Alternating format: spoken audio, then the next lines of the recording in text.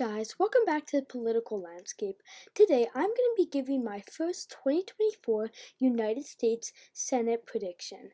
So first we're going to go over to the Senate map over here, and I am going to be filling out the safe states for the Republicans and the Democrats. The safe states are the states that I am predicting that Democrats or Republicans will hold by more than 12 points. So we're going to start with the Democrats. With the Democrats, they are going to win California, Washington, Hawaii, Minnesota, Vermont, Massachusetts, Rhode Island, Maine, Connecticut, New York, New Jersey, and Delaware by safe margins.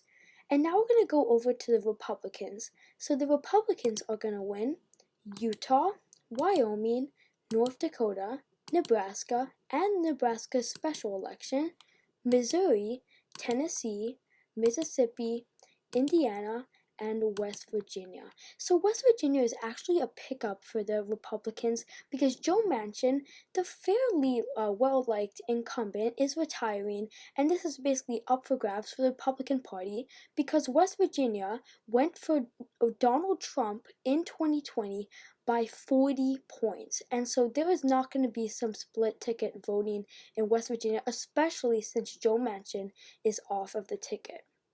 So now we are going to go to the likely states. The likely states are the states that I am predicting Democrats will win or Republicans will win by 6 to 12 points. So we're going to start off with New Mexico. In New Mexico, they have the very popular P. Heinrich, who's up for re-election, and he won in 2018 in a freeway race by 24 points.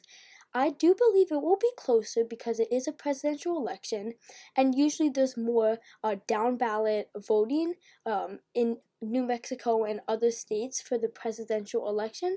So I do believe that it will be closer, but I do believe that Pete Heinrich will win by about 10 to 12 points, which is a likely margin. And then we also have Virginia. Tim Kaine is up for re-election. This was a state that Joe Biden won by 10 points in 2020, and Democrats have done really well in Virginia, but they did lose the governorship in 2021, but had a good election in 2023. I don't think that Tim Kaine will win re-election by more than 12 points because Virginia is really, it used to be a toss-up state, but they actually have a Republican governor in Virginia, and so I do believe it will be a little closer. I believe he'll probably win re-election by 7 to 8 points, so this is also in the likely column. Now with Maryland. Maryland, the very popular former Republican governor of Maryland, is running for the Senate, and going out of office, Larry Hogan, the Republican governor, or used to be governor of Maryland, had a 77% approval rating, which is astronomically high in a plus 30 Biden state. Now, I do believe the Democrats will keep Maryland because you can look back in 2018. 2018 was when Phil Bredesen, the very popular Democratic governor of Tennessee, was going for the Senate. He was up in the polls around April this time.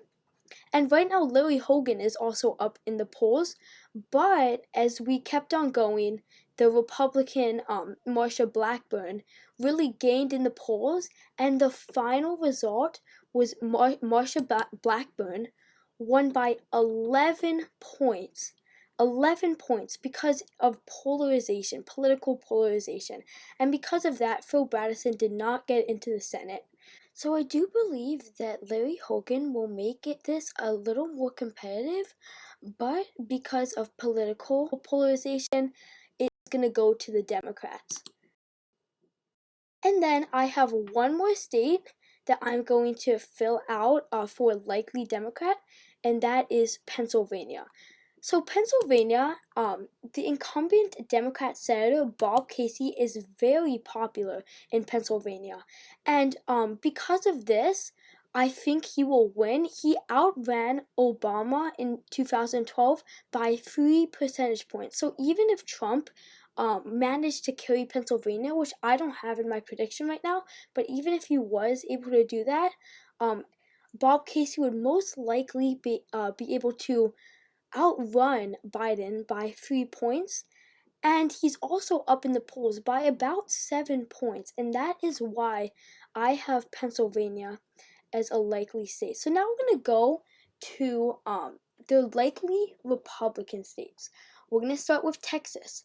So Texas was a state that Democrats were really trying to get. It had been usually a very Republican state, but Democrats made huge gains um, in Texas in 2018, and it really started to have a downhill trend for Republicans because in 2012, Mitt Romney won the state by a pretty big margin, but then Donald Trump only won the state by 6 percentage points in 2020.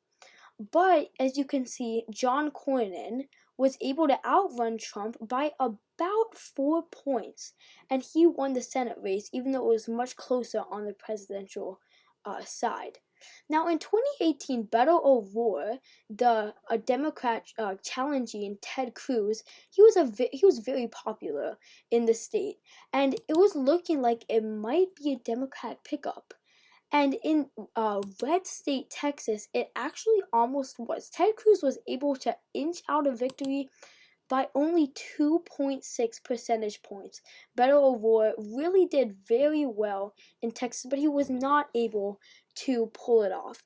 And now, since it's a more Republican favoring year, I do think Ted Cruz will be able to win. He raised $9.7 million in the first quarter of this year. I do believe he's going to have the cash, he's going to have what it needs to be reelected as senator of Texas.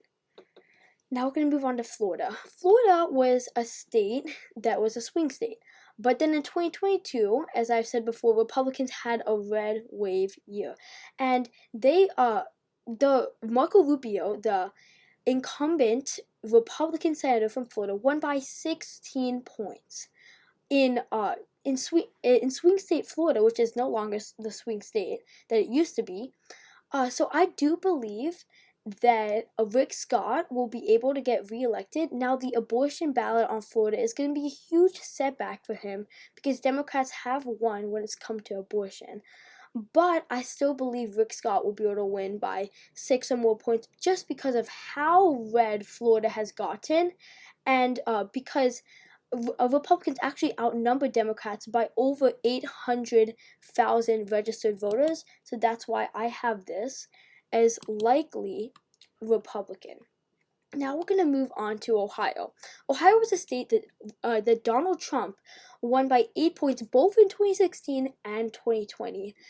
Sherrod Brown is a very popular incumbent senator in Ohio.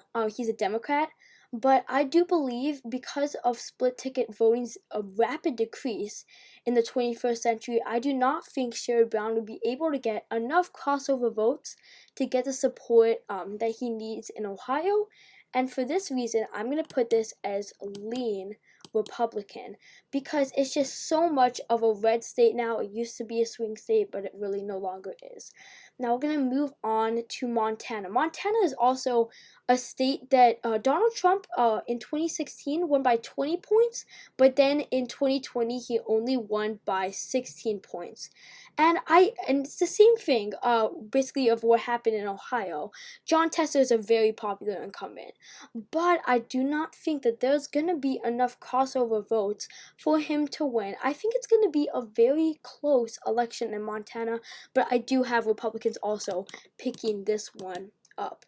Now we're going to move on to Michigan. Michigan is a state that hasn't elected a Republican senator since 1994. That was the last time they elected a Republican senator.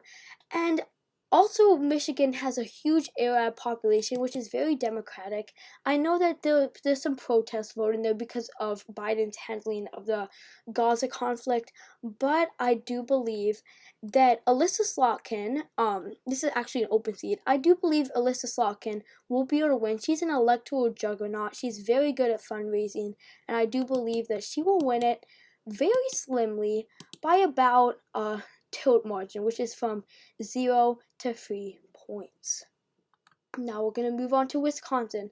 Wisconsin is a state that I have Donald Trump winning.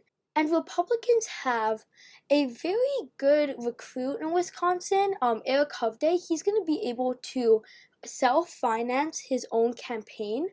But Tammy Baldwin is a very popular incumbent. I don't think he's going to be able to get over the threshold. I think even if Trump won Wisconsin, I still think Tammy Baldwin would win because of all the crossover votes, and she's just very, very popular. We can look back at the 2022 results. Ron Johnson wasn't really the most popular senator in Wisconsin, but he still won because I guess Wisconsin really just loves their incumbent senators.